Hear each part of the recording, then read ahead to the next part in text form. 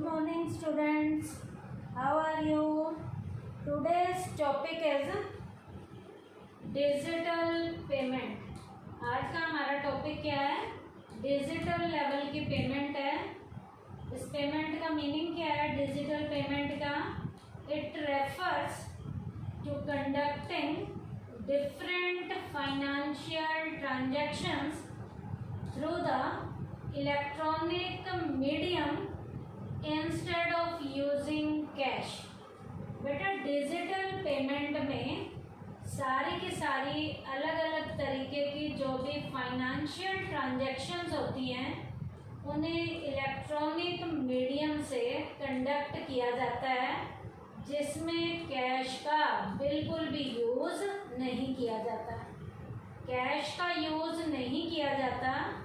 उन ट्रांजैक्शंस को जो फाइनेंशियल लेवल की हैं इलेक्ट्रॉनिक मीडियम से बिना कैश के जो ट्रांजैक्शन की जाती हैं उन्हें हम कौन से पेमेंट का नाम देते हैं?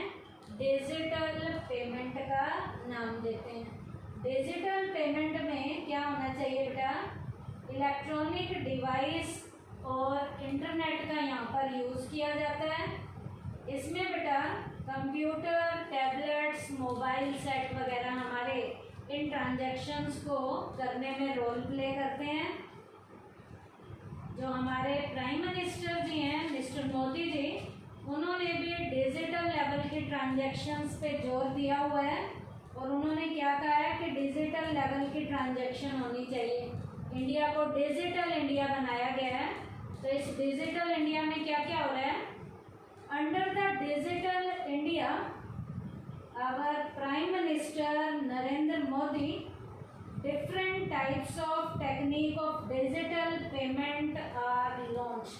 हमारे प्राइम मिनिस्टर ने डिजिटल पेमेंट की बहुत से टेक्निक को यहाँ पर यूज़ में लाया गया है और वो जो डिजिटल पेमेंट हमारी यहाँ पर यूज़ में लाई गई हैं उनमें ट्रांजैक्शंस को कैश के बिना इलेक्ट्रॉनिक मीडियम से इजीली कंडक्ट किया जा सकता है। In the digital payment system 3 important facts are taken care. Digital payment में 3 इम्पोर्टेंट फैक्ट को ध्यान में रखा गया है। डिजिटल पेमेंट में वो जो फैक्ट हैं, पहला है हमारा स्पीड को ध्यान में रखा गया है। कन्वीनियंस में सुविधा होनी चाहिए, तो सुविधा में स्पीड को ध्यान में रखा गया है। रिलायबिलिटी को, विश्वसनीयता को ध्यान में रखा गया है। अवेलेबिलिटी, उपलब्धता को ध्यान में रखा गया है। उसके बाद चार्जेस भी कुछ ज़्यादा नहीं है, कम है।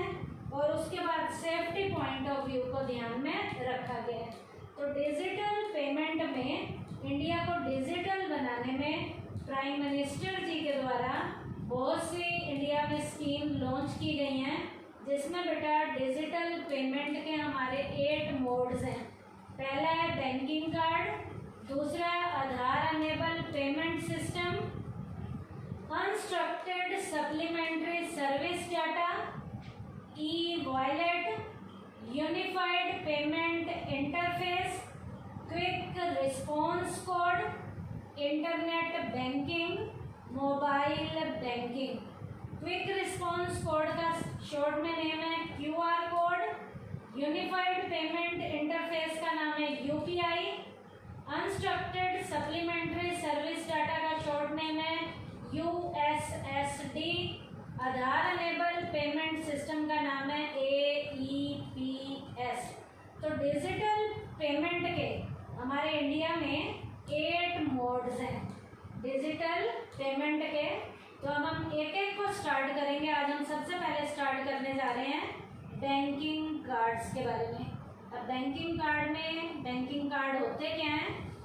बैंकिंग कार्ड्स का मीनिंग है they are plastic card issued by the bank to the account holder. बेटा ये प्लास्टिक के कार्ड होते हैं जो बैंक के द्वारा अपने अकाउंट होल्डर को इशू किए जाते हैं। They contain magnetic strip. इस कार्ड में बेटा एक मैग्नेटिक लेवल की स्ट्रिप भी होती है, तांबे की पतली स्ट्रिप होती है इसके अंदर, and are linked with the bank account of the card holder.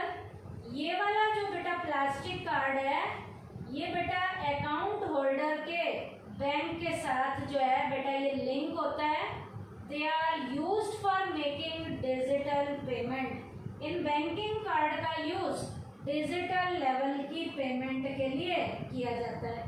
Banking card का जो यूज है कौन सी पेमेंट के लिए किया जाता है? डिजिटल पेमेंट के लिए किया जाता है। अब बेटा डिजिटल लेवल की पेमेंट के लिए यहाँ पर पीछे भी मैंने बताया था एक यूनिक जो है आईडी दी जाती है कस्टमर को। उस यूनिक आईडी में दो चीजें ध्यान में रखनी है हमने। एक तो उसका पिन नंबर उसे पता होना चाहिए, दूसरा ओटीपी का पासवर्ड पता होना चाहिए। In the use of this card for making safe payment, 2 factors authentification is made available. 2 point को यहाँ पर ट्रांजैक्शंस को करने में ध्यान में रखना है। पहला पिन, पर्सनल आइडेंटिफिकेशन नंबर, और दूसरा ओटीपी। ओटीपी होता है 1 time password. Pin is given by the bank at the time of issuing the card. Pin तब दिया जाता है जब कार्ड इशू किया जाता है।